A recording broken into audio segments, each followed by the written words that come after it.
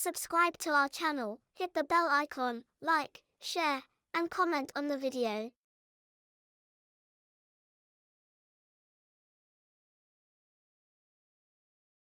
हल्कू ने आकर अपनी पत्नी से कहा, सहना आया है, लाओ, जो रुपए रखे हैं उसे दे दूं, किसी तरह गला तो छूटे।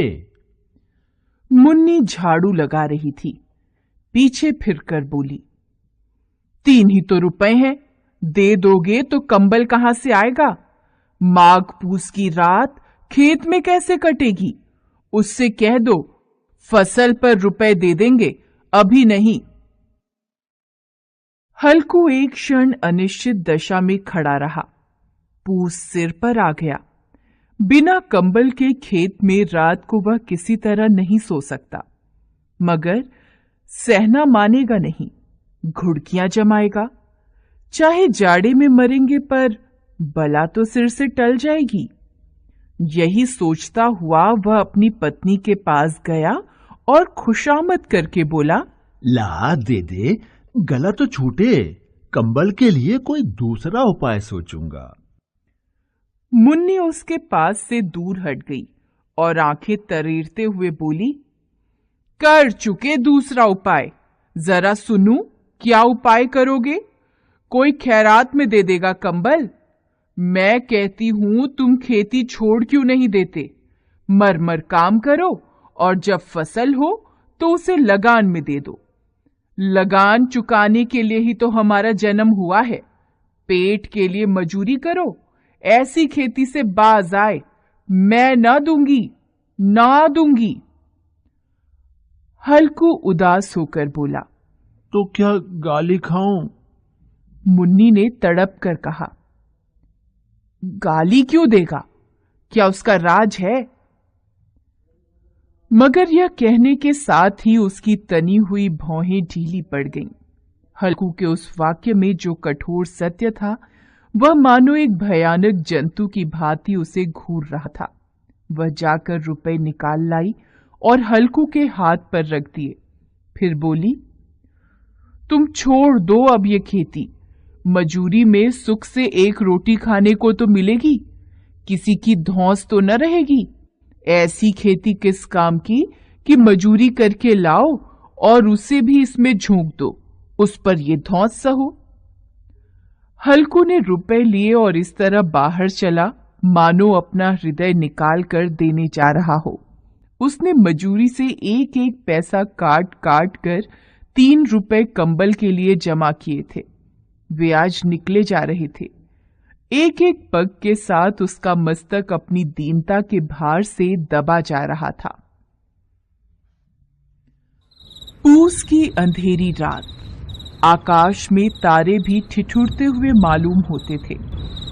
हल्कू अपने खेत के किनारे ऊख के पत्तों की छतरी के नीचे बांस के खटोले पर अपनी पुरानी सूती चादर ओढ़े पड़ा कांप रहा था। खाट के नीचे उसका संगी कुत्ता जबरा पेट में मुंह डाले सर्दी से कूं कूं कर रहा था। दोनों में से एक को भी नींद नहीं आ रही थी। हल्कू ने घुटनों को गर्दन में चिपकाते हुए कहा, क्यों जबरा, जाड़ा लगता है? कहता तो था घर में पुआल पर लेटा रहे। तू यहाँ क्या लेने आया था? खाओ ठंड, मैं क्या करूं? जानते थे मैं यहाँ हलवा पूरी खाने आ रहा हूँ। दौड़े दौड़े आगे आगे चले आए। अब रो नानी के नाम को। जबरा ने पड़े पड़े दुम हिलाई और अपनी कूकू को दीर्घ बनाता हुआ एक बार जम्हाई लेकर चुप हो गया। उसकी श्वान बुद्धि ने शायद ताड़ लिया कि स्वामी को मेरी कूकू से नींद नहीं आ रही है। हल्कू ने हाथ निकालकर जबरा की ठंडी पीठ सहलाते हुए कहा, कल से मत आना मेरे साथ, नहीं तो ठंडे हो जाओगे। यह पछुआ न जाने कहां से बर्फ लिए आ रही है। किसी तरह बस रात कट जाए। यह खेती का मजा है और एक एक भाग्यवान ऐसे पड़े हैं जिनके पास जाड़ा जाए तो गर्मी से घबरा कर भागे। मोटे गद्दे, लिहाफ, कंबल तकदीर की खूबी है, मजूरी हम करें, मजा दूसरे लूटें। जबरा ने हल्कू के मुंह की ओर देखा। हल्कू, आज और जाड़ा खा ले, कल से यहाँ मैं पुआल बिछा दूंगा, उसी में घुसकर बैठना, तब जाड़ा न लगेगा। जबरा ने अपने पंजे उसके घुटनियों पर रख दिए और उसके मुंह के पास अपना मुंह ले गया। हल्कू को उसकी सांस गर्म लगी। हल्कू निश्चय करके लेटा कि चाहे कुछ भी हो, अब सो जाऊंगा। पर एक क्षण में ही उसके हृदय में कंपन होने लगा। कभी इस करवट लेटता, कभी उस करवट, पर जाड़ा किसी पिशाच की भांति उसकी छाती को दबाए हुए था। जब किसी तरह न रहा गया, उसने जबरा को धीरे से उठाया और उसके सिर को थपथपाकर उसे अपनी गोद में सुला लिया। कुत्ते की देह से न जाने कैसी दुर्गंध आ रही थी, पर वह उसे अपनी गोद से चिपटाए हुए ऐसे सुख का अनुभव कर रहा था जो इधर महीनों से उसे न मिला था। जबरा शायद समझ रहा था कि स्वर्ग यही है, और हल्कू की पवित्र आत्मा में तो उस कुत्ते के प्रति घृणा की गंध तक नहीं थी। अपने किसी अभिन्न मित्र या भाई को भी वह इतनी ही तत्परता से गले लगाता।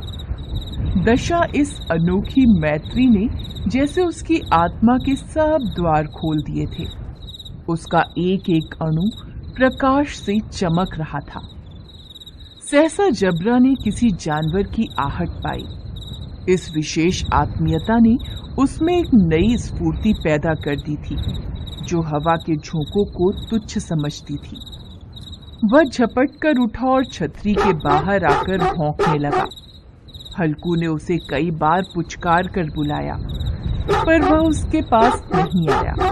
खेत में चारों ओर दौड़कर भौंकता रहा। एक क्षण के लिए भी आता तो तुरंत ही फिर दौड़ पड़ता। कर्तव्य उसके हृदय में अरमान की भांति उछल रहा। 1 घंटा और गुजर गया। रात ने शीत को हवा से धधकाना शुरू कर दिया। हल्कू उठ बैठा और दोनों घुटनों को छाती से मिलाकर सिर को उसमें छिपा लिया। फिर भी ठंड कम न हुई। ऐसा जान पड़ता था सारा रक्त जम गया है और धमनियों में रक्त की जगह हिम बह रहा है। उसने झुककर आकाश की ओर देखा कि अभी कितनी रात बाकी है। सप्तर्षि अभी आकाश में आधे भी नहीं चढ़े। ऊपर आ जाएंगे तब कहीं सवेरा होगा। अभी पहर भर से ऊपर रात है। हल्कू के खेत से कुछ दूर आमों का बाग था। पतझड़ शुरू हो गया था। बाग में पत्तियों का ढेर लगा हुआ था। हल्कू ने सोचा, चलकर पत्तियां बटोरूं और उन्हें जलाकर खूब तापूं। रात को कोई मुझे पत्तियां बटोरते देखे तो समझे कोई भूत है, कौन जाने कोई जानवर ही छिपा बैठा हो। मगर अब जाड़े में भी तो बैठे नहीं रहा जाता। उसने पास के अरहर के खेत में जाकर कई पौधे उखाड़ लिए और उनसे एक झाड़ू बनाकर हाथ में सुलगता हुआ उपला लिए बगीचे की तरफ चला। जबरा ने उसे आते देखा तो पास आया और दुम हिलाने लगा। हल्कू ने कहा, अब तो नहीं रहा जाता जबरू, चलो बगीचे में पत्तियां बटोर कर तापें, अभी तो रात बहुत है। जबरा ने कूं कूं करके सहमति प्रकट की और आगे आगे बगीचे की ओर चला। बगीचे में घुप अंधेरा छाया हुआ था और उस अंधकार में निर्दय पवन पत्तियों को कुचलता हुआ चला आता था। वृक्षों से ओस की बूंदें टप टप नीचे टपक रही थीं। हल्कू ने आग जमीन पर रख दी और पत्तियां बटोरने लगा। जरा देर में पत्तियों का ढेर लग गया। हाथ ठिठुरे जाते थे, नंगे पांव गले जाते थे और वह पत्तियों का पहाड़ खड़ा कर रहा था। थोड़ी देर में अलाव जल उठा। उसकी लौ ऊपर वाले वृक्ष की पत्तियों को छू छू कर भागने लगी। हल्कू अलाव के सामने बैठा ताप रहा था। उसने दोनों पांव फैला दिए, मानो ठंड को ललकार रहा हो। तेरे जी में जो आए सो कर। ठंड की असीम शक्ति पर विजय पाकर वह विजय गर्व को हृदय में छिपा न सकता था। उसने जबरा से कहा, क्यों जब्बर, अब तो ठंड नहीं लग रही है? जब्बर ने कूं कूं करके मानो कहा, अब क्या ठंड लगती ही रहेगी। पहले से यह उपाय न सूझा, नहीं तो इतनी ठंड क्यों खाते। जबरा ने पूंछ हिलाई। पत्तियां जल चुकी थीं। बगीचे में फिर अंधेरा छा गया था। राख के नीचे कुछ कुछ आग शेष थी, जो हवा का झोंका आ जाने पर जरा जाग उठती थी, पर एक क्षण में फिर आंखें बंद कर लेती थी। हल्कू ने फिर चादर ओढ़ ली और गरम राख के पास बैठा हुआ एक गीत गुनगुनाने लगा। उसके बदन में गर्मी आ गई थी, पर ज्यों-ज्यों शीत बढ़ता जाता था, उसे आलस्य दबाए लेता था। जबरा जोर से भौंककर खेत की ओर भागा। हल्कू को ऐसा मालूम हुआ कि जानवरों का एक झुंड उसके खेत में घुस आया है। शायद नीलगायों का झुंड था। उनके कूदने और दौड़ने की आवाजें साफ कान में आ रही थीं। फिर ऐसा लगा कि वे खेत में चर रही हैं। उनके चबाने की आवाज सुनाई देने लगी। उसने दिल में कहा, नहीं, जबरा के होते जानवर खेत में नहीं आ सकता, वह नोच ही डालेगा। मुझे भ्रम हो रहा है। अब तो कुछ नहीं सुनाई देता। मुझे भी कैसा धोखा हुआ। उसने जोर से आवाज लगाई, जबरा, जबरा। जबरा भौंकता रहा, उसके पास नहीं आया। फिर खेत में चरे जाने की आहट मिली। अब वह अपने को धोखा न दे सका। उसे अपनी जगह से हिलना भी जहर लग रहा था। इस जाड़े पाले में खेत में जाना, जानवरों के पीछे दौड़ना असूझ जान पड़ा। वह अपनी जगह से नहीं हिला। उसने जोर से आवाज लगाई, लिहो, लिहो, लिहो। जबरा फिर भौंक उठा। जानवर खेत चर रहे थे। फसल तैयार थी। कैसी अच्छी खेती थी, पर दुष्ट जानवर उसका सर्वनाश किए जा रहे थे। हल्कू पक्का इरादा करके उठा, पर 2-3 कदम पर एकाएक हवा का ऐसा ठंडा, चुभने वाला, बिच्छू के डंक सा झोंका लगा कि वह फिर बुझते हुए अलाव के पास आ बैठा और राख कुरेद कर अपनी ठंडी देह को गरमाने लगा। जबरा अपना गला फाड़े डालता था। नील गाय खेत का सफाया किए डालती थी और हल्कू गरम राख के पास शांत बैठा हुआ था। अकर्मण्यता ने रस्सियों की भांति उसे चारों ओर से जकड़ रखा था। उसी राख के पास गरम जमीन पर वह चादर ओढ़कर सो गया। सवेरे जब उसकी आंख खुली तब चारों ओर धूप फैल गई थी और मुन्नी कह रही थी, क्या आप सोते ही रहोगे?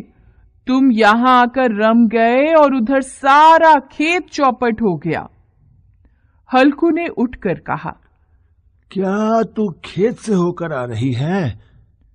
मुन्नी बोली, हां, सारे खेत का सत्यानाश हो गया। भला ऐसा भी कोई सोता है?